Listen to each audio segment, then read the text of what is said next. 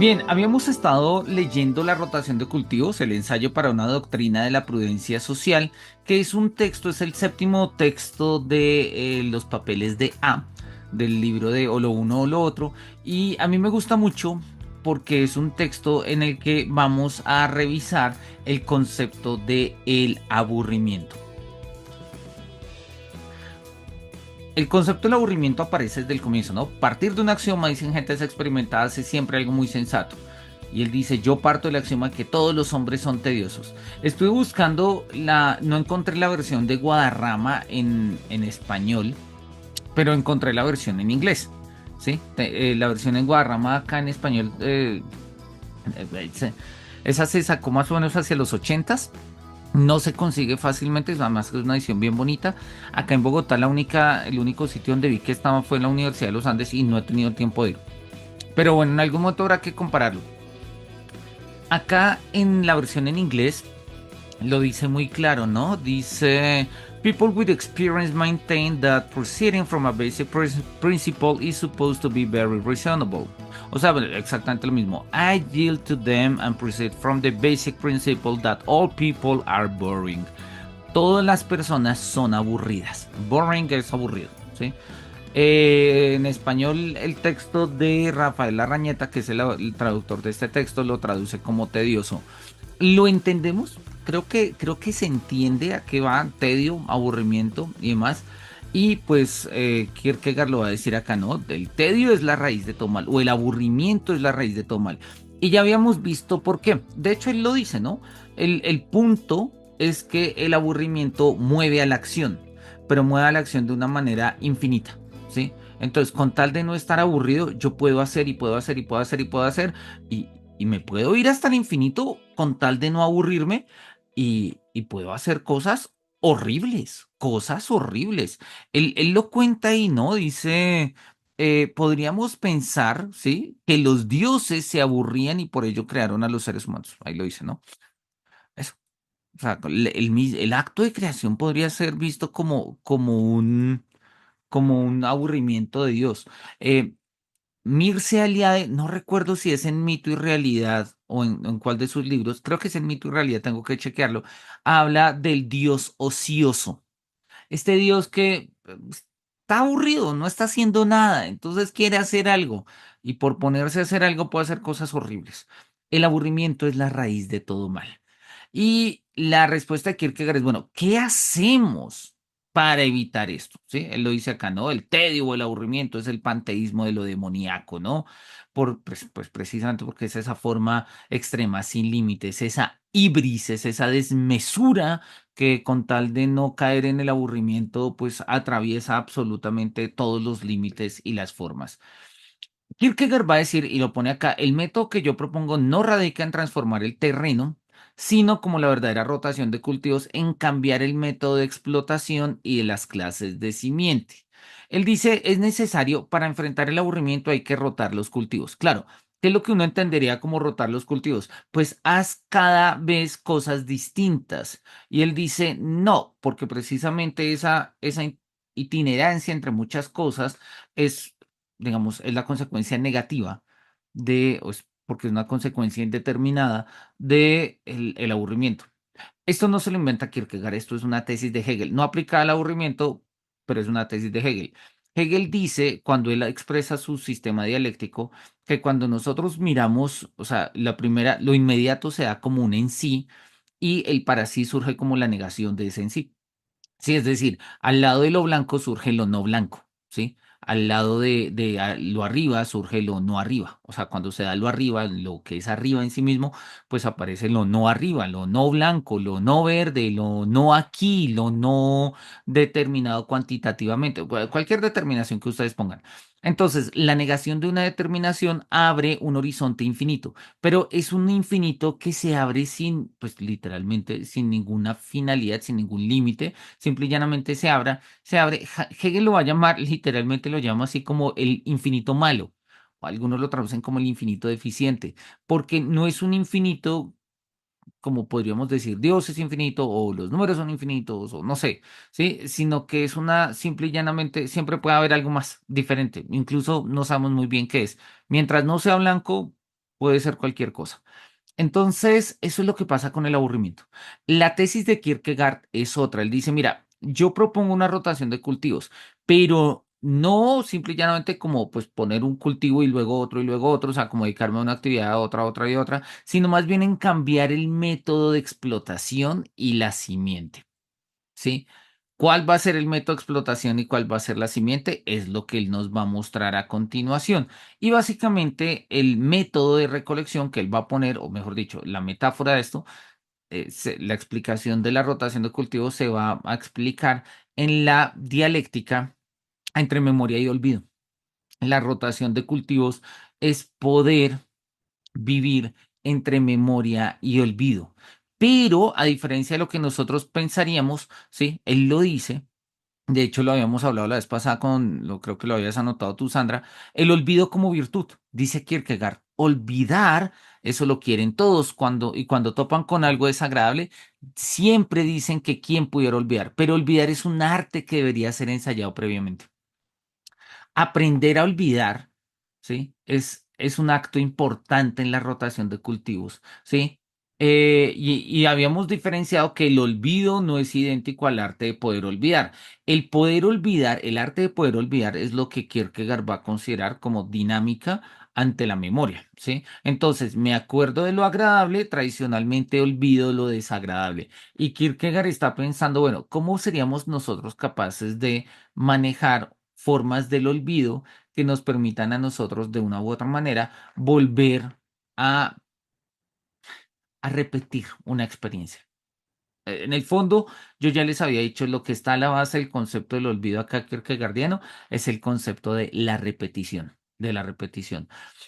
que es una pregunta que Kierkegaard le va a gastar un libro entero que se llama La repetición y es saber si podemos repetir algo en la vida, ¿sí? Si se puede repetir, porque parecería que en la medida en que uno dice, pues sí, obvio, repito, no sé, si ya visité el museo y vuelvo a visitarlo, pues repito el museo, pero realmente es una repetición. Porque cada vez es diferente, yo voy de manera distinta, mi actitud es distinta, en algún momento voy con unas prejuicios, en otros momentos llego con unas ideas o con unas expectativas, etcétera. Hay repetición y para Kierkegaard el caso puntual es el de las relaciones afectivas, ¿sí? En el texto de la repetición, de hecho, la gran reflexión es la de un muchacho que quiere saber si al volver con su exnovia sería una relación nueva o sería la repetición de la anterior. Y es una pregunta que todos nos hacemos, pero Kierkegaard le eleva a una categoría filosófica muy interesante, que es la categoría de la repetición. Hay filósofos que niegan la repetición, así como no, plan Heráclito, ¿no? O sea, de todo es nuevo, sí, todo gira, todo se mueve, nadie se baña dos veces sobre el mismo río, o sea, no se repite nada. Hay otros que se dan cuenta que sí hay estructuras de repetición, pero ¿cómo puedo repetir si yo ya sé lo que va a pasar? De una u otra manera no sería una repetición. Entonces, para que haya una repetición tendría que haber un olvido. Pero ¿cómo puedo olvidar lo que ya sé y me lo voy a volver a topar? Bueno, esas son las dialécticas entre olvido y memoria, que era justamente lo que habíamos mostrado acá. ¿Sí? Olvido y recuerdo son, dice acá en amarillo, entonces idénticos. Y esta identidad artísticamente procurada es el punto arquimédico gracias al cual uno levanta el mundo entero. Cuando uno dice que guarda algo en el baúl de los recuerdos, alude a la vez a que eso se olvida y a que a pesar de todo se conserva. Sí, ahí está. Ese es justamente el tema de la dialéctica del recuerdo. Habíamos llegado acá y él ponía el ejemplo de la amistad, que era un ejemplo muy interesante y habíamos terminado con ello. Em, luego va a poner el tema del matrimonio, que es un ejemplo un poco más complicado, pero miremoslo otra vez. El ejemplo de la amistad y habíamos quedado acá. Continuamos con la lectura.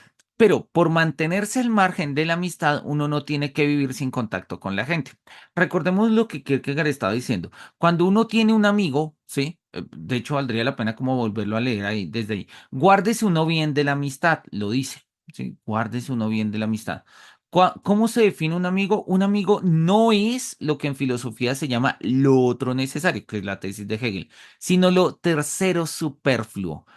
¿Cuáles son las ceremonias de la amistad? Se bebe por el tuteo, se abre una vena, se mezcla la propia sangre con la del amigo. Bueno, hoy en día no hacemos pactos de sangre, pero en fin, es lo que apunta Kierkegaard.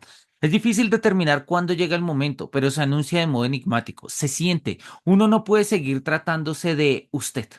Uno al amigo lo trata de tú. Es un poco lo que está diciendo Kierkegaard.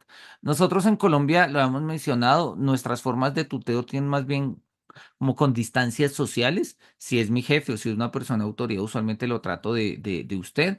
En familia tratamos de tú, pero eso es más en el interior. En ciertas partes a la familia se le trata de usted y al tú se le trata más bien como formas de ganar confianza. Bueno, en fin, son formas locales. Lo que está diciendo Kierkegaard, que es otra forma local, es que lograr un tuteo es una forma de darse cuenta que hay una persona muy cerca a uno.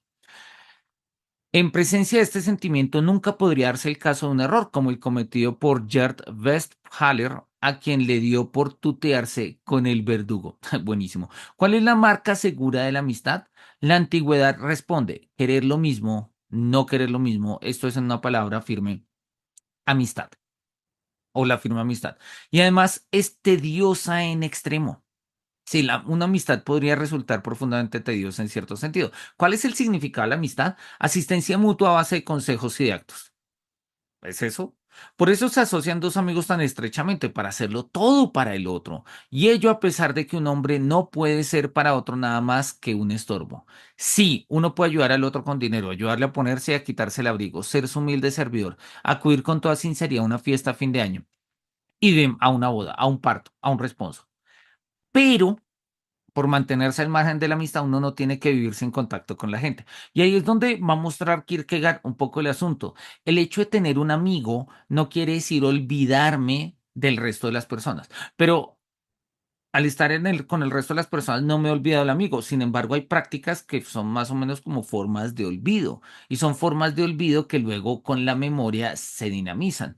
Porque si la amistad fuera tal como es esto de ser todo para la otra persona, pues una amistad sería de las cosas más tiránicas que hay, ¿no? Y dice, por mantenerse al margen de la amistad, uno no tiene que vivir sin contacto con la gente. Al contrario, pues estas relaciones bien pueden en algún modo, perdón, en algún que otro momento dar un giro más profundo, solo que a su mayor velocidad, solo que a mayor velocidad, perdón, me estoy enredado acá. Dame un segundo, voy a poner ya. Al contrario, pues estas relaciones bien pueden en alguno que otro momento dar un giro más profundo, solo que a mayor velocidad, de modo que uno siempre pueda apearse de ellas. Suele opinarse que un comportamiento tal deja recuerdos desagradables, que lo desagradable reside en que una relación que para uno significaba algo merma hasta no significar nada. Sin embargo, esto es un malentendido. Lo desagradable es precisamente un ingrediente picante en la osquedad de la vida. Y esto es algo como lo habíamos mostrado un poco común también a Nietzsche, ¿no? El vitalismo nietzscheano es un vitalismo que no le huye al horror, a la enfermedad, al dolor, ¿no? Sino que lo acepta como parte de la vida. Lo desagradable es precisamente un ingrediente picante en la búsqueda de la vida. Además, la misma relación puede recuperar su significado de un modo distinto. Lo que uno debe procurar es no encallarse nunca y esconder el olvido en la manga hasta el final. El campesino experimentado barbecha de vez en cuando. La doctrina de la prudencia social recomienda lo mismo. Sin duda que todo retorna, pero de otro modo, y esa es la tesis que estamos hablando. Lo que una vez fue incluido en la rotación se mantiene, pero varía en virtud del modo del cultivo. Y ahí es donde nos está aclarando un poco a qué, digamos, en qué sentido es que hablamos de una rotación de cultivos. Volvámoslo a leer. Sin duda que todo retorna, pero de otro modo. O que una vez fue incluido en la rotación, se mantiene, pero varía en virtud del modo de cultivo. Por ello, es de recibo que uno espere volver a encontrar a sus viejos amigos y conocidos en un mundo mejor, aunque no comparta con la multitud el temor de que aquellos hubiesen cambiado tanto que ya no pudiese reconocerlos. Uno teme más bien que permanezcan del todo inalterados. ¿Sí? Es increíble en cuánto puede salir ganando incluso la persona más insignificante con una conducción tan razonable. Entonces, el ejemplo de la amistad es muy bueno, porque en el ejemplo de la amistad es, tenemos amigos, no se trata acá la amistad tóxica de todo el tiempo, todo, ¿no? Eso sería una de las formas más tediosas. La amistad que funciona, digamos, como forma explicativa de la rotación de cultivos, tiene que ver con esto. Uno tiene relaciones con el amigo, se acuerda de ellos, pero al mismo tiempo practicando el arte del olvido, ha olvidado al amigo. Y olvida al amigo porque pues uno hace su vida y hace sus cosas y demás. Y en ese momento pues el amigo ya no está, ¿sí? Uno lo ha olvidado. Y sin embargo uno lo recuerda, uno sabe quién es su amigo, pero pues ha cambiado, ha pasado tiempo, el amigo ya no es lo que uno cree que era, ¿sí? Y entonces uno vuelve y encuentra a su amigo cambiado, pero es su amigo. Entonces tenemos la posibilidad de recordar el pasado y de esa manera pues hemos estado rotando. No hemos tenido ahí una permanencia, es que si no me llamas todos los días dejas de ser mi amigo y demás.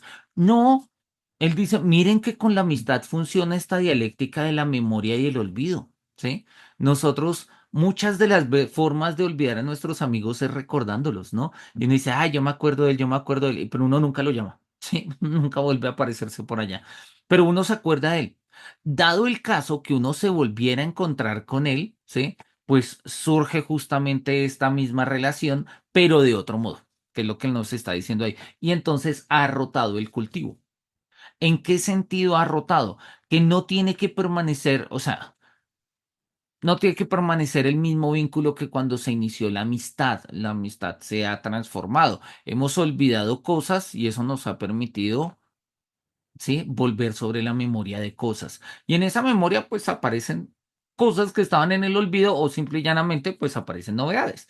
Y eso es algo bonito que le parece a Kierkegaard. Y yo creo que a todos nos ha pasado de una u otra manera. No sé, Andrés todavía es muy chiquito, creo yo, aun cuando es una experiencia que puede ser prácticamente universalizable a toda vida adulta, y es que en la medida en que pasa el tiempo uno se habla menos con ciertos amigos, sobre todo con los de la infancia, pero cuando uno habla con ellos vuelve o sea, vuelve a recordar lo que era de la infancia, ¿sí? No es que uno lo haya olvidado, pero de una u otra forma se olvidó para ser recordado. Ese es como el asunto kierkegaardiano, ¿sí? De esa manera, cuando uno habla con los amigos pues, del pasado, de la infancia y demás, sí, puede ser incluso más divertido, divertido en el sentido de no aburrido, que cuando uno habla con sus colegas del trabajo con los que habla todos los días, porque está todo ahí tan presente, todo tan presente que no tenemos la posibilidad del arte de olvidar. No se involucre uno nunca en el matrimonio. Acá está diciendo, guárdese uno bien de la amistad, no se involucre uno nunca en el matrimonio, ¿no? Es como el segundo consejo que nos da acá. Los desposados se prometen amor por toda la eternidad. Bien poco cuesta, pero tampoco significa gran cosa. Pues si uno da fin al tiempo, seguro que da fin también a la eternidad. Por eso, si en lugar de decir por toda la eternidad, los implicados dijesen hasta Pascua o hasta el 1 de mayo, su discurso tendría un sentido. En ese caso se diría algo y ese algo incluso podría ser mantenido. Además, ¿cómo van las cosas en el matrimonio? Al poco tiempo una de las partes nota ya que van por mal camino. Enseguida se queja la otra parte y pone el grito en el cielo, infidelidad, infidelidad. Al poco tiempo la otra parte arriba al mismo punto, con lo que se restablece la neutralidad, dado que la infidelidad recíproca deja paso al contento y deleite mutuos. Entre tanto, ya es sin embargo demasiado tarde, pues un divorcio acarrea grandes dificultades. ¿Qué es lo que está pasando un poco acá con el tema del matrimonio, ¿no? Entonces acá ponemos ejemplo del matrimonio. ¿Sí? El ejemplo del matrimonio es como la contrapartida del ejemplo de la amistad. Y no es que Kierkegaard los oponga. Él va a mostrar que pasa exactamente lo mismo. O sea, así como esta noción de amistad puede ser horrible, profundamente tediosa, y lo dice, es tediosa en extremo, el matrimonio también podría llegar a ser, sí, profundamente tedioso. ¿Por qué? Básicamente por el mismo principio, ¿sí? Porque cuando prometemos amor eterno es como vamos a tener una memoria total, ¿sí? Y entonces, pues de una u otra manera, esto establece pues, una indeterminación que no sabemos muy bien cómo se determina. Él dice, si la determinación fuera muy clara, ¿sí? De mira, te voy a amar, pero hasta Pascua. o te voy a amar hasta el 1 de mayo. Sí. No sé por qué el 1 de mayo. Miremos qué dice la cita 14. En danés, supongo 1 de mayo era el día en el que era renovado el personal de servicio doméstico y por tanto un momento de cambio y traslado para muchas personas en Dinamarca. Ok, bueno, tenía ni idea. Ahí está. Sí. Si nosotros dijésemos te voy a amar este tiempo, bueno, pero no, lo ponemos como tan amplio, tan genérico, ¿sí? Donde no podemos hacer ningún tipo de cierre, ningún tipo de seguimiento, o sea, donde no se nos da la posibilidad de practicar el arte del olvido. Yo creo que ahí el reto estaría en pensarnos relaciones afectivas donde podamos practicar el arte del olvido y por ende donde pueda haber rotación de cultivos. A veces el matrimonio, no sé si lo que voy a decir sea kierkegaardianamente correcto, pero a veces el matrimonio podría presentarse, por lo menos desde esta perspectiva estética, como un monocultivo existencial. Y pues eso, ya sabemos, termina en la aridez, que es un poco lo que le está diciendo. Yendo así las cosas en el matrimonio, no es de extrañar que este se refuerce mediante puntuales o puntales de orden moral. Cuando uno se quiere divorciar de su esposa, otros gritan, es una persona infame, es un canalla, etcétera. Menuda necedad y menudo ataque indirecto al matrimonio. O bien el matrimonio tiene realidad en sí mismo y en ese caso aquel ya tiene bastante castigo con deber prescindir de esta, o bien no tiene realidad alguna y en ese caso injusto es injuriarle, pues es más sabio que otros. Si uno se hartara de su dinero y lo tirase por la ventana, nadie diría que era una persona infame, pues o bien el dinero tiene realidad y en ese caso bastante castigo tiene uno con verse privado de él, o bien no tiene realidad alguna y en ese caso se es sabio. Em, vean ustedes que es, a ver, es un ejemplo complicado, pero esto va de cara un poco al libro de los papeles de B. Los papeles de B van a arrancar justamente con una reivindicación y defensa. Denme un segundito a ver si casualidad los tengo por acá a la mano.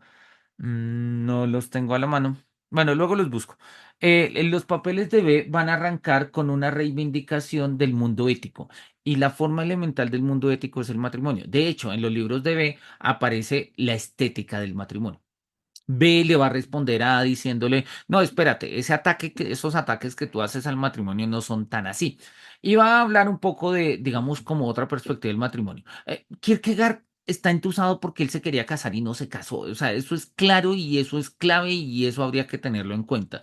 Sin embargo, lo que Kierkegaard está poniendo acá, digamos, más allá de la anécdota, es interesante, ¿sí? Cuando nosotros no podemos rotar los cultivos, cuando nosotros, digámoslo así, nos quedan monocultivos, pues quedamos atados, como él lo dice, en puntales de orden moral. No pongamos el caso del matrimonio, pongamos el caso de un buen trabajo, o sea, buen trabajo a juicio de todos, del cual uno está simple y llanamente mamado. ¿Sí? Porque ya uno está mamado, no se aguanta la gente, no se aguanta el jefe, no se aguanta lo que hay que hacer, ¿no?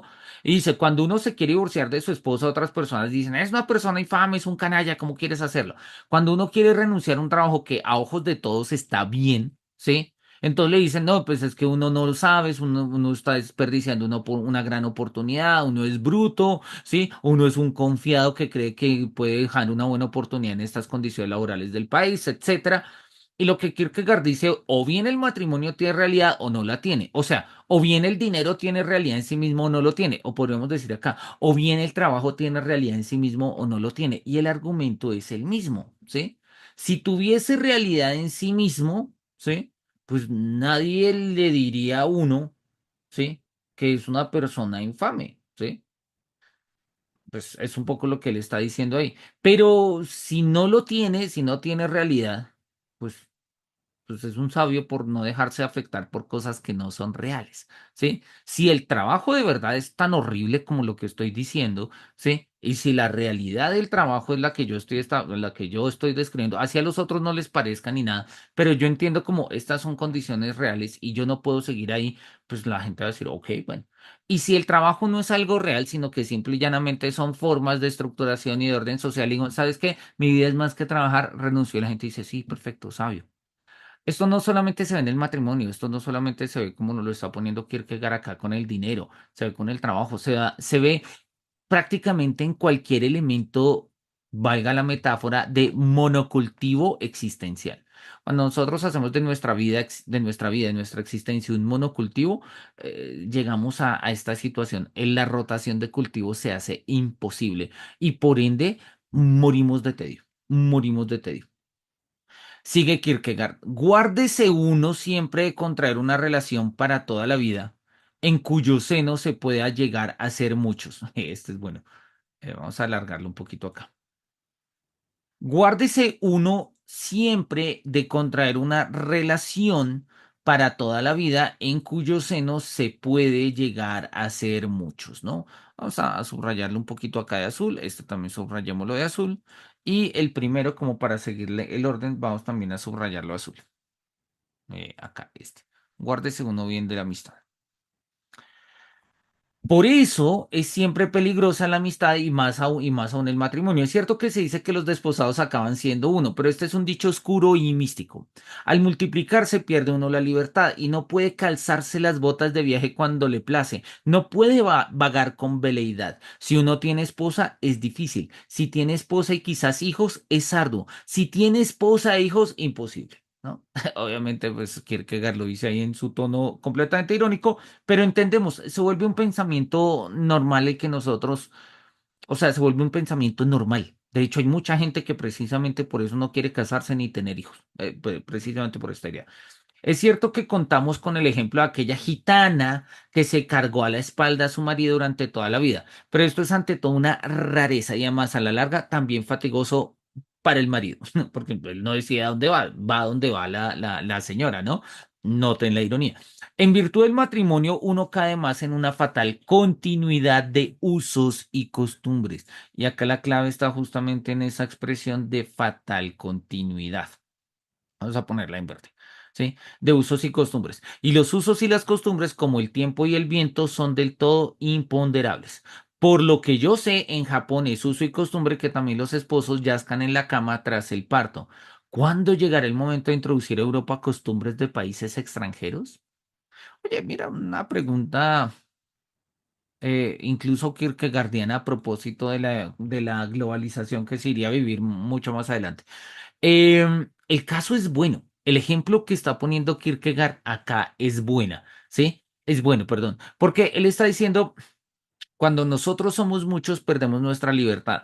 Pero el problema no es que perdamos nuestra libertad, vuelve y juega. El problema es que al perder la libertad, parecería que el único camino vuelve y juega es un monocultivo existencial, que se puede dar a la manera del matrimonio o a la manera del trabajo o a la manera de la familia o a la manera de lo que sea. El problema es que ya no podemos rotar los cultivos.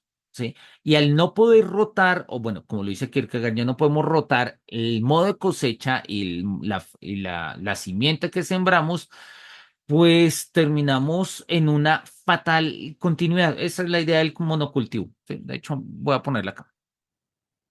Fatal continuidad, creo yo, o eso lo estoy entendiendo, o así lo estoy interpretando, como el monocultivo existencial. Listo. La amistad ya es peligrosa.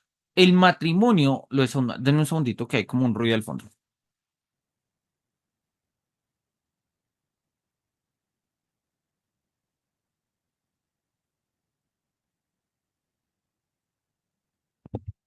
Listo, dice Kierkegaard.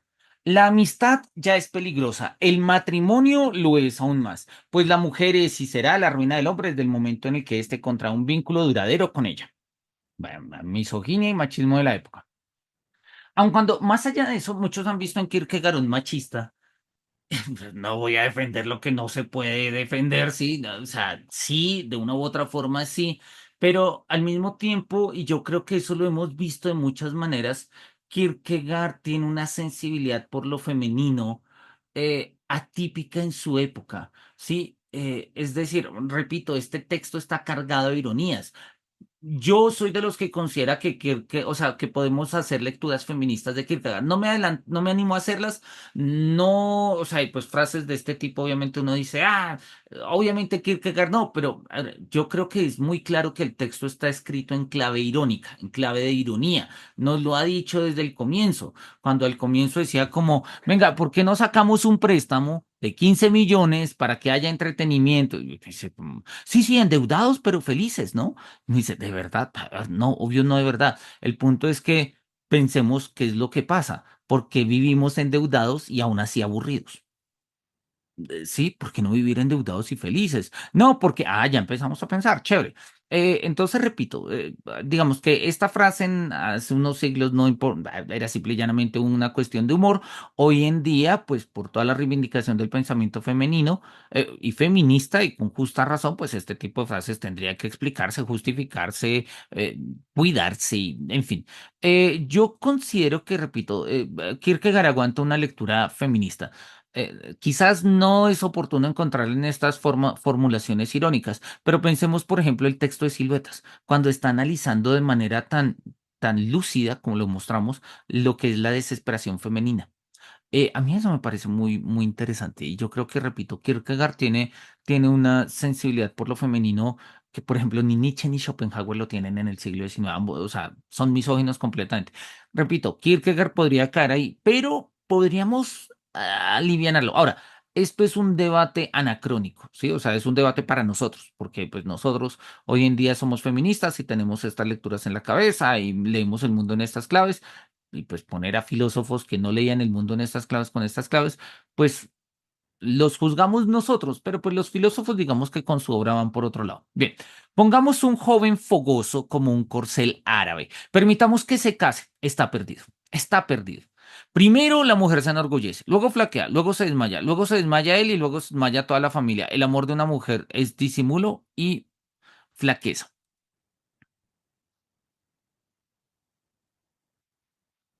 Me perdí. Listo. Es disimulo y flaqueza. Pero por no involucrarse con el matrimonio no debe la vida de uno carecer de erotismo. Lo erótico debe constar también de infinitud, pero de infinitud poética, la cual tanto puede ser limitada a una hora como a un mes. Cuando dos personas se enamoran mutuamente e intentan, perdón, cuando dos personas se enamoran mutuamente e intuyen que están hechas la una para la otra, de lo que se trata es de tener el coraje de romper, pues con perseverar solo se pierde, nada se gana. Esta es la tesis, esta es la tesis, ¿sí? De el estadio estético, ¿sí? Y esto que nosotros vamos a ver acá es justamente la idea de Juan el Seductor, ¿sí? Cuando veamos el diario de Juan el Seductor, acá, confrontar el diario de un seductor. La idea de un seductor precisamente tiene que ver con esto. La seducción, para que exista, tiene que terminar, porque si la seducción permanece, se vuelve compromiso y muere como seducción. Esa es la tensión existencial de los estadios ético y estético en particular. Y la tesis del esteta es esta, ¿sí? De lo que se trata, o sea, cuando hay un amor muy intenso, dice Kierkegaard, si quieres mantenerlo, tienes que salir de ahí, tienes que romperlo. Manténlo, lo habíamos visto en el erotismo musical, manténlo en tu recuerdo, manténlo, vuélvelo poesía, ¿sí? Pero si lo mantienes como una realidad, esto necesariamente se mediatiza y al mediatizarlo, pues surge el compromiso. Eh, Son formas. Claramente Kierkegaard digamos, está inscrito valdría la pena, déjame ver si voy a conectar mi disco duro y quiero mostrarles un textico. Obviamente Kierkegaard acá está haciendo unas lecturas muy explícitas de lo que es el concepto de matrimonio para Hegel, ¿sí? Eso está en los principios de la filosofía del derecho.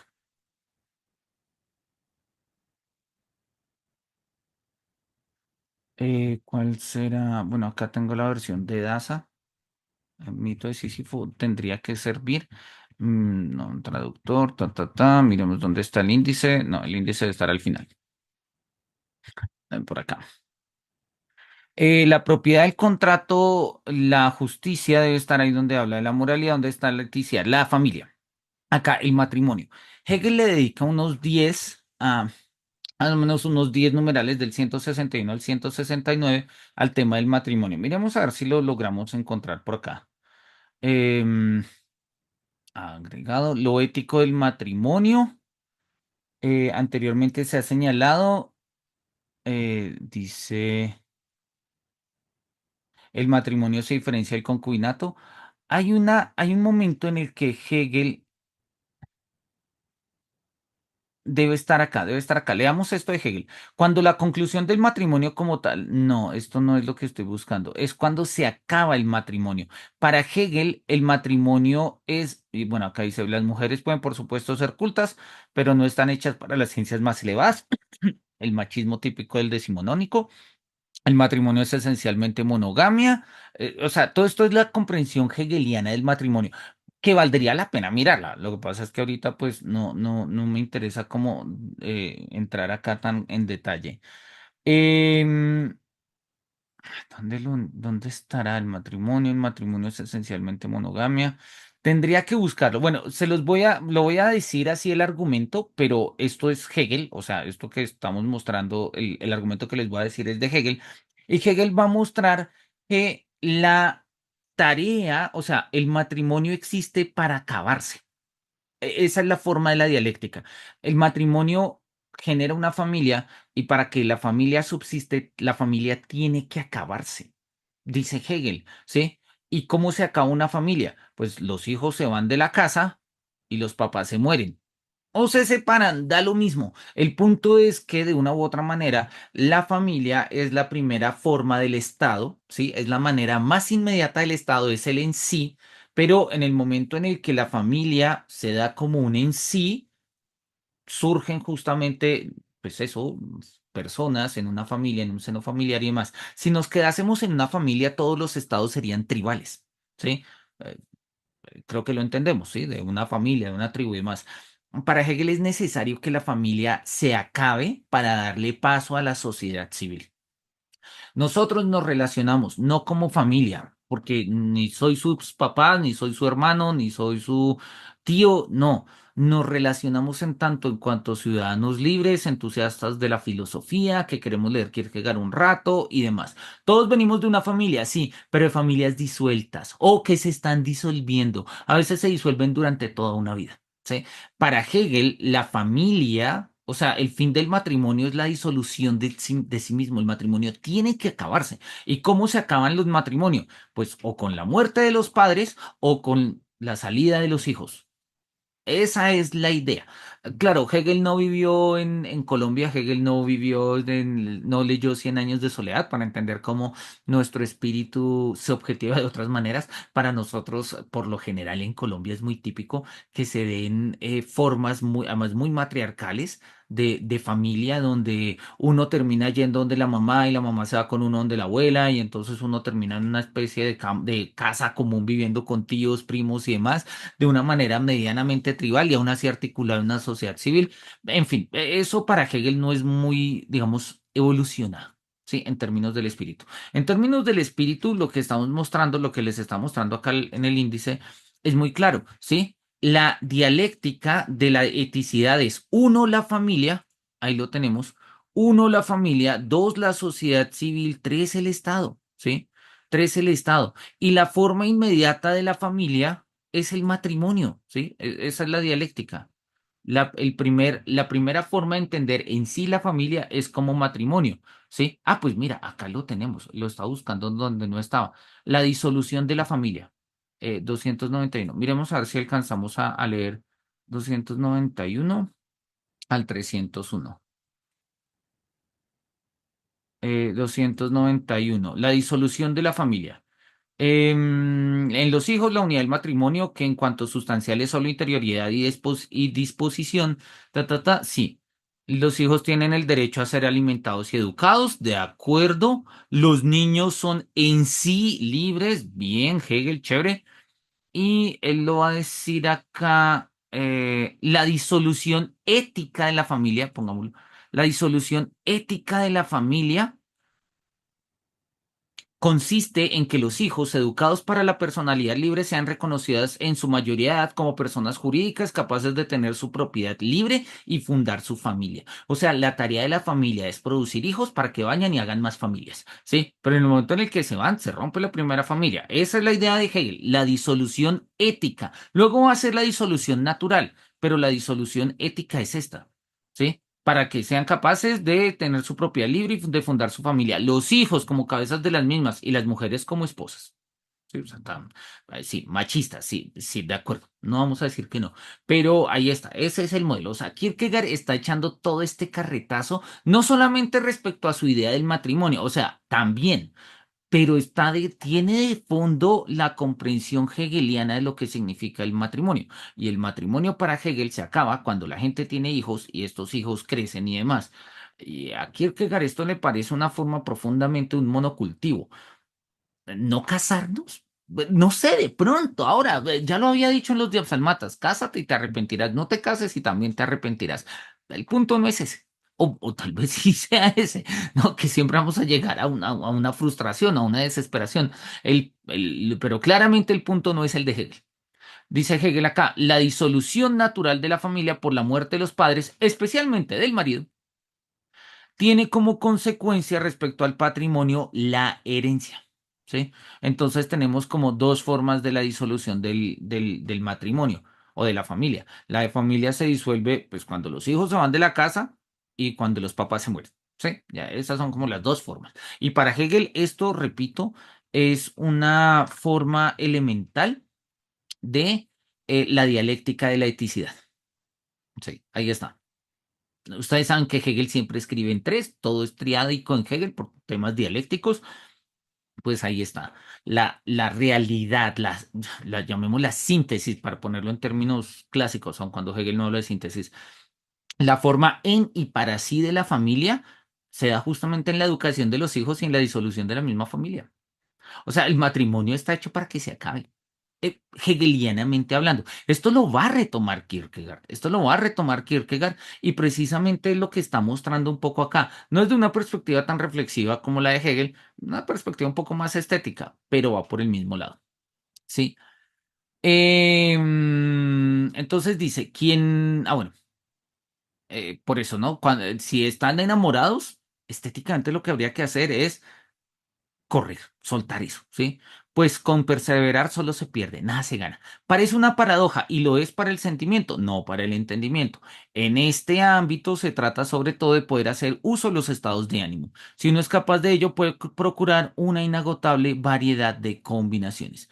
Que no asuma uno nunca un alto cargo, ¿sí? Son como consejos de la rotación de los cultivos, ¿no? De cuídate de los amigos, pilas con el matrimonio, ojo con eso de estar agrupándote con mucha gente o teniendo familias. Eso de tener muchos cargos o un alto cargo, cuidado, ¿no? Haciéndolo se convierte sin más en un sutano. ¿Sí? O en una minúscula clavija en la maquinaria del cuerpo político. Uno deja de ser el dueño de la explotación agrícola y en ese caso la teoría sirve bien poco. Uno obtiene un título y en ello radica la consecuencia del pecado y del mal.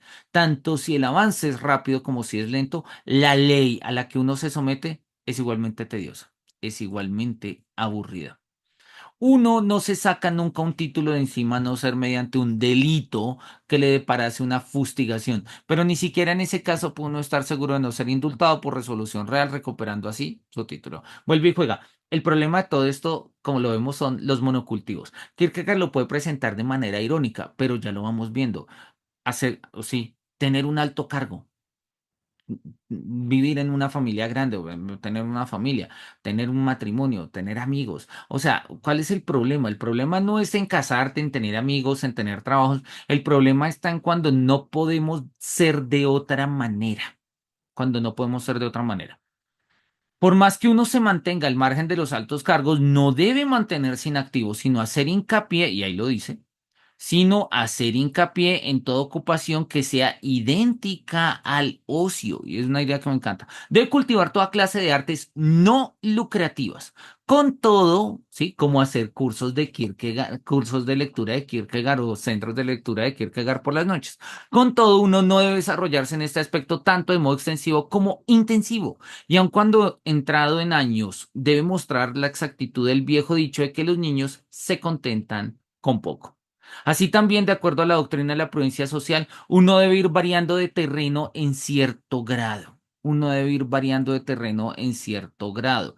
Pues en el caso de que no viviéramos relacionándonos solo con una persona, el método de rotación daría mal resultado, como sucedería con un campesino que solo poseyese una fanega de tierra, de lo cual se seguiría la imposibilidad de barbechar, tan extensamente importante. Por eso mismo debe uno variar sin cesar. Este es el secreto propiamente dicho. Vean ustedes, y yo creo que ya con esto como que entendemos cuál es la propuesta de Kierkegaard, además porque ya ahí nos lo dice de una manera muy clara. eh, Uno debe variar sin cesar. Es como un poco la premisa. Uno debe variar sin cesar. O sea, pero variar sin cesar, ¿en qué sentido?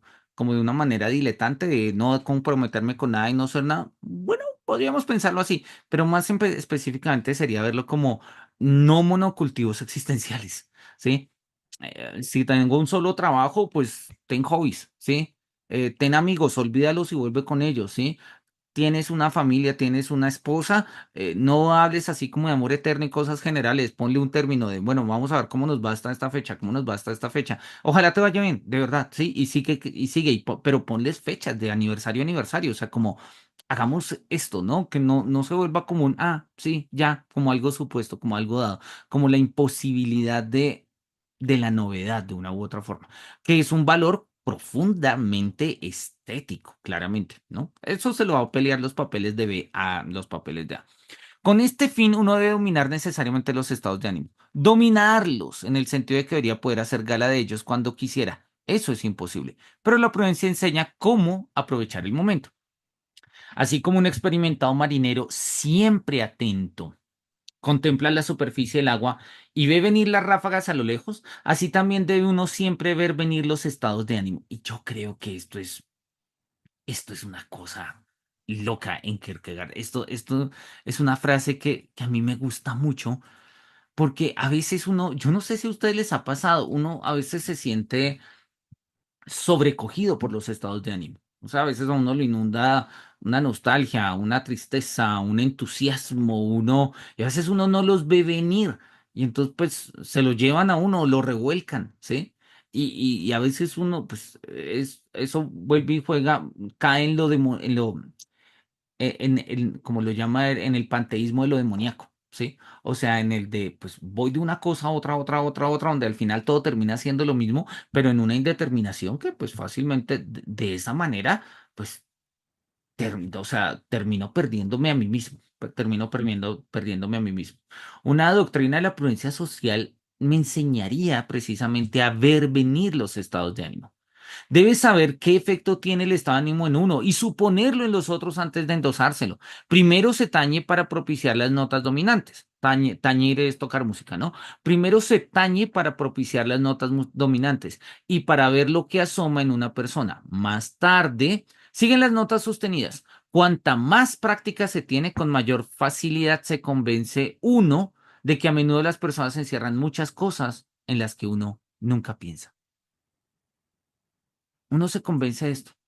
Y es una forma de rotación de cultivos, darme cuenta que la otra persona no es un monocultivo, sino que también hay variaciones en ellos. Cuando las personas sensibles, que como tales son en extremo tediosas, se encolerizan, a menudo son entretenidas. La guasa es sobre todo un magnífico medio de exploración. No tengo ni idea qué significa ahí la guasa. Miremos el texto en inglés, a ver cómo lo ponen. Esto está ¿en qué página dijimos que era? 288 de la versión original, de la versión danesa. Entonces, no, pero en la versión danesa ya sale por acá. Pues acá lo dicen. Teasing in particular is an excellent means of exploration. Tampoco entiendo. Teasing, la guasa. Bueno, no sé, habrá que mirar. En la arbitrariedad radica todo el secreto. En la arbitrariedad radica todo el secreto. Uno cree que ser arbitrario no es un arte y sin embargo se requiere un profundo estudio para ser arbitrario, de manera tal que uno mismo pueda deleitarse con ello sin extraviarse, sin extraviarse. Entonces hablaríamos acá de el arte de ser arbitrario, ¿sí? No se trata de pura espontaneidad, ¿no? La arbitrariedad no sería, es más bien como una especie de arte. No es una ciencia, no es una técnica, es un arte, ¿no? Saber serlo en el momento en el que corresponde. Uno no goza lo inmediato, sino algo bien distinto que uno mismo entremete con plena arbitrariedad. Y esto es clave, ¿sí? O sea, la rotación de cultivos no consiste simple y llanamente en una pura pasividad. La rotación de cultivos es plenamente activa, es profundamente activa, ¿sí? Teasing es broma, nos dice Sandra. Muchas gracias. Acá nos dice, la guasa es sobre todo un medio de exploración. Me suena horrible, no tengo ni idea. ¿No? Guasa, ¿qué significa guasa en español? Supongo que será lo mismo. Ah, pues debe ser de broma, de ahí la palabra guasón, ¿no? Guasa en el RAE. Chanza, burla. Sí, sí, la primera vez que leo la palabra. Sí, quisiera verlo en otros términos, ¿no? Pero la burla como medio de exploración. Bueno, creo que sí, ¿no? Yo no soy una persona particularmente hábil explorando a partir de la burla. Creo que llego muy rápido o a sentirme herido o a ofender. Entonces no es algo que practique, pero oye, es un arte, habría que entrenarse en ello, ¿no?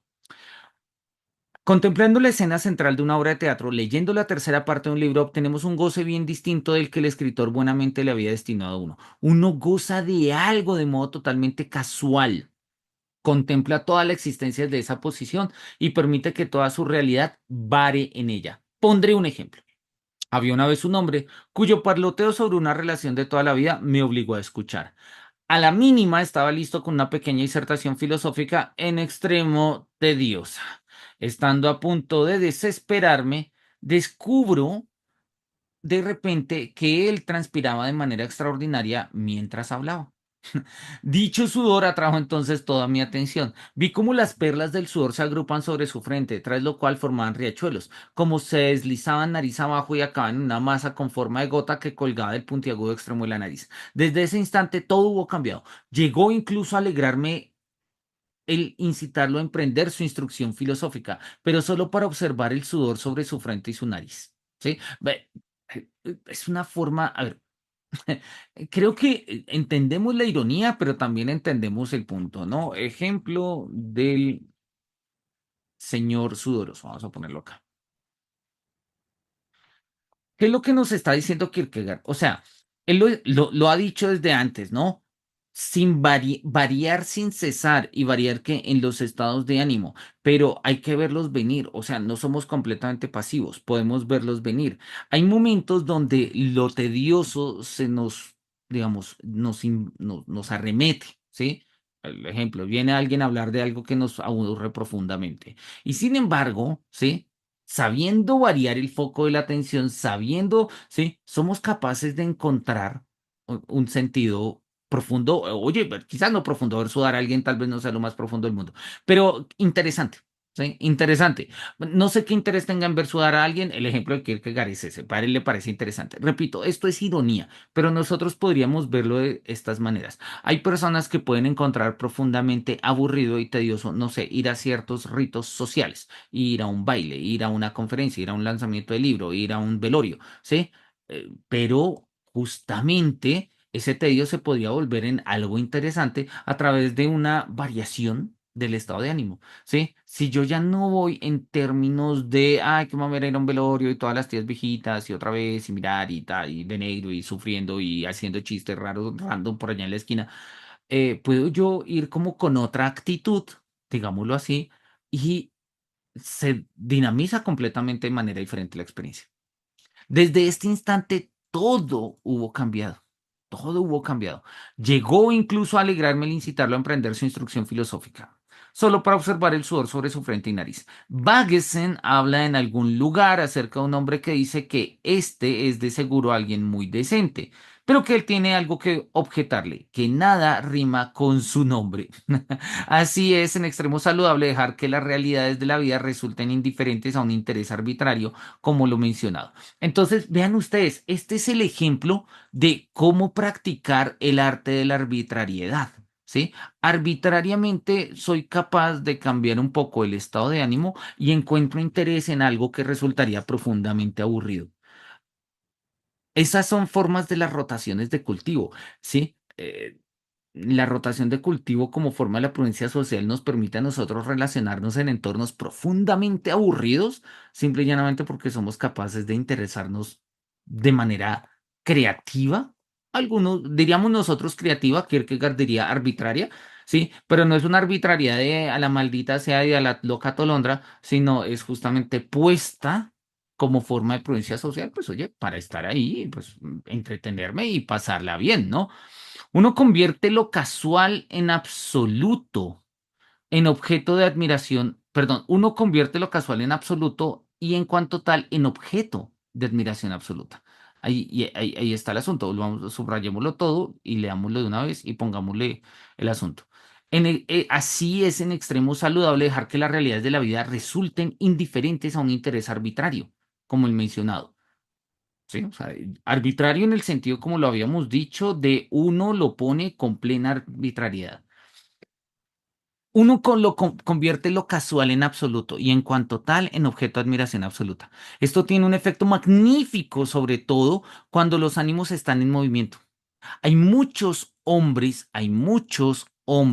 en cuyo caso este método es un magnífico método, medio de estimulación. Uno lo considera todo en la vida como una apuesta, etcétera. Cuanto más consecuentemente logra uno mantener su arbitrariedad, más entretenidas son también las combinaciones. O sea, lo que Kierkegaard nos está diciendo es, en el fondo, poder tener un poco de indeterminación, digámoslo así, pero no una indeterminación negativa de esta forma de lo ¿cómo es que lo habíamos dicho? Del panteísmo de lo demoníaco, sino una arbitrariedad pues, subjetiva, mía, ¿sí? Puede establecer y dinamizar procesos. Felipe, Andrés, tiene la mano levantada. Sí, es que estaba pensando que esa arbitrariedad al mismo tiempo es como una burla, ¿no? Porque uno no está poniendo, o sea, como me importa, pito, como tú. Como que simplemente me quiero parchar el momento. De alguna manera, la arbitrariedad misma se convierte como una manera de burlarse del momento y de disfrutar el momento. Entonces, como que está haciendo como la conexión entre las dos ideas. Como que no es como, no es como una burla explícita que se digan palabras, sino es más bien el ejercicio mismo de disociar las relaciones o lo que está pasando ahí, lo que se convierte como en un aspecto burlón. La misma escena, lo mismo que no hace. Completamente de acuerdo, y por eso lo decimos, la traducción no me gusta, repito, la guasa es un perfecto método de exploración. Guasa como burla, ¿no? Acá lo pusimos, la burla como medio de exploración, la guasa, sí, pero no sé, repito, la palabra guasa me suena rarísimo, pero asumo que ya entiendo, significa broma, chanza, viene la palabra guasón, de hecho, que usamos en español para caracterizar al enemigo de Batman, ¿no? Sí, la broma, la burla es un claro mecanismo de exploración. A ver, no quiere decir, pues sí, a ver, no es un acto ético, claramente no es un acto ético. Sin embargo, es una forma de sobrevivir al aburrimiento. A ver, lo que pasa es que ponerlo en términos de una dimensión ética nos lleva a una gran pregunta estética y es ¿hasta qué punto la ética es aburrida? Y Y repito, es una pregunta complicada, pero no nos pongamos tan complicados, pongámonos en algo que de suyo suele ser aburrido, una reunión innecesaria, y eso ocurre en muchos contextos, familiares, afectivos, laborales, sobre todo laborales, ¿no? O sea, el aburrimiento puede hacer, o sea, el aburrimiento es la raíz de todos los males. Y una reunión aburrida podría llevarnos a decir como, me mamé de este trabajo, me largo. ¿Sí? O sabotear, o insultar, o agredir, o tales. Y lo que Kierkegaard nos está diciendo es, mira, en términos de la prudencia social, nosotros podríamos encontrar como un foco de burla, o sea, en el sentido que tú lo dices, para explorar un poco aspectos de interés y decir como, no sé, voy a mirar, mira, estamos en una reunión de lo más aburrido del mundo, así que me voy a poner a mirar cuántas personas son capaces de hacer gestos diferentes en la misma reunión, qué sé yo. Se los cuento un poco cuando yo estaba aprendiendo alemán, justo antes de irme a Alemania. Yo ya, pues, ya tenía la beca y tal, y si no sé qué, y estaba, me faltaba un par de semanas, unos cuantos meses, y todavía trabajaba en la universidad. Yo estaba haciendo pues, un cursito de alemán antes de irme a Alemania, pues me parecía como lo mínimo. Y tenía una reunión, me acuerdo, era una reunión en la Facultad de Derecho. Yo ya me iba a ir, yo ya no tenía nada que hacer ahí. Simple y llanamente estaba porque pues, tenía que estar porque hacía parte de mis funciones, pero yo ya me iba a ir, yo ya estaba haciendo como toda la entrega. Y yo estaba en la reunión, y una reunión que duró como 3 horas y hablando de temas curriculares y vainas jurídicas y abogados y no sé qué. Interesante, no sé, para ellos. Yo estaba aburrida. Entonces encontré en el ejercicio de tratar de tomar apuntes en alemán, algo que me interesara de esa reunión. Y yo dije, bueno, con lo poco que se podría de una u otra forma llevar estos apuntes. Sí, súper ñoño, pero es una arbitrariedad mía, que puse ahí y en ese sentido hice de eso un espacio interesante. Entonces la gente me podía ver y decía, oh, tiene una persona comprometida con la reunión. Y entonces automáticamente cambió todo. Yo ya quería escuchar todo lo que pasaba en la reunión. Si me hago entender, eso sería una burla a la reunión, porque la burla de o sea, no me estoy tomando en serio la reunión, pero sí me la estoy tomando en serio para despertar unos intereses. Repito, esto, a ver, son ejemplos muy específicos. Kierkegaard no está poniendo ejemplos inocentes, Kierkegaard está poniendo el trabajo, la amistad, el matrimonio. Complicado. Sin embargo, como lo vamos a ver o lo hemos visto y sobre todo quedó muy claro en el concepto de la ironía en Kierkegaard, lo que es para Kierkegaard ironía y humor son formas existenciales profundas que nosotros debemos tener en cuenta como estadios intermedios. O sea, entre la estética y la ética está la ironía y entre la ética y la religión o la ética y la estética está el humor. Sí, o sea, el límite de la estética es la ironía y el límite de la ética es el humor. Eso lo reconoce Kierkegaard. Y la burla, en este sentido, que hace referencia a la ironía y al humor, pues son formas de buscar este tipo de aspectos. Estamos completamente de acuerdo con eso que dices. Bien, quedan dos párrafos, vamos a leerlos. Dice, la variación del resultado pone siempre en manifiesto si uno es un artista o un chapucero. Hasta cierto punto, todos hacen lo mismo, ¿sí? O sea, yo puedo encontrar algo interesante traduciendo al alemán una reunión o mirando los gestos de las personas o sí, no tomándome en serio esto o atendiendo a la moda o mirando las sombras que se proyectan en la pared, qué sé yo. Y él dice, bueno, pero la variación de estos resultados, mira a ver si eres un artista, si manejas el arte de la arbitrariedad o si eres un chapucero, o sea, si lo que haces es súper chambón. El ojo con el que se ve la realidad debe modificarse sin cesar. Los neoplatónicos admitían que las personas que en el mundo habían sido menos perfectas se convertían tras la muerte en animales más o menos perfectos según lo merecido, la famosa teoría de la metempsicosis, ¿no? Aquellos que, por ejemplo, habían practicado virtudes burguesas en menor grado, los detallistas, se convertían en animales burgueses, por ejemplo, en abejas.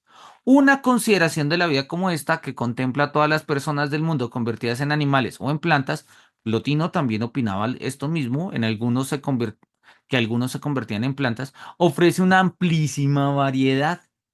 El pintor Tischbein intentó dar una imagen ideal de cada persona como un animal. Dice acá número 17. Tischbein, amigo de Goethe, Kierkegaard tiene probablemente en cuenta el poema de este último. Bueno. Su método tiene el fallo de ser demasiado serio y de afanarse por dar una similitud real. Claro, es demasiado serio. Estamos tratando de vencer el aburrimiento, no estamos tratando de hacer teoría, ¿sí? Él pone un ejemplo muy elemental y dice, mira, y esto es Plotino. O sea, después estamos hablando con fuentes filosóficas fuertes, pero una forma de entretenernos es pensar si la persona que está al frente, ¿en qué reencarnaría? ¿En qué me ponen ustedes que yo reencarnaría? ¿En una planta o en un animal? ¿Sería yo un animal burgués como una hormiga o una abeja? No sé, de pronto eso me motivaría a mí a ponerle atención a lo que está diciendo la otra persona, ¿sí? Pero una arbitrariedad, completamente arbitrario. Pero, oye. Sirve para pelear contra el aburrimiento. Con la arbitrariedad, bueno, vale la pena. De hecho, sería interesante que nos pensemos mutuamente qué clase de animales nos convertiríamos nosotros. Con la arbitrariedad que está dentro de uno, se corresponde la casualidad que está fuera de uno. Se debe, o sea, creo que queda claro, ¿no? La forma arbitraria con la que yo estoy relacionándome con el exterior, en alemán, pensando qué animales se va a reencarnar, o qué sé yo, la ropa, no sé, se corresponde con el exterior. Se debe mantener siempre un ojo abierto para lo casual, estar siempre expeditus, o sea, dispuesto por si alguien se ofreciese. Los así llamados placeres de la sociedad para los cuales uno se prepara con 8 o 15 días de antelación no significan gran cosa. Por el contrario, la cosa más insignificante puede convertirse en casualidad, por casualidad, en fausto material de entretenimiento. Sí, a veces eso que nos dicen como no, mira, los placeres de la sociedad, una fiesta, vamos a armar una fiesta dentro de 15 días, ¿sí? Sí, él dice, no 8 o 15 días de antelación. Y al final es como más de lo mismo. Pero a veces son estas pequeñas variaciones que nosotros hacemos en nuestra, de manera arbitraria, ¿sí? Lo que nos da un material de entretenimiento increíble. No es posible entrar aquí en detalle. Hasta ese punto no llega teoría alguna. Incluso la teoría más circunstanciada es pura miseria, comparada con lo que el genio fácilmente descubre en su ubicuidad. Bien, termina el texto de Kierkegaard acá. A mí esto que está acá al final me recuerda mucho, ¿sí? Mucho, mucho a la fenomenología. Mucho. Yo no he tenido la oportunidad, fenomenología. No he tenido la oportunidad de hablarlo con un fenomenólogo de profesión, ¿sí?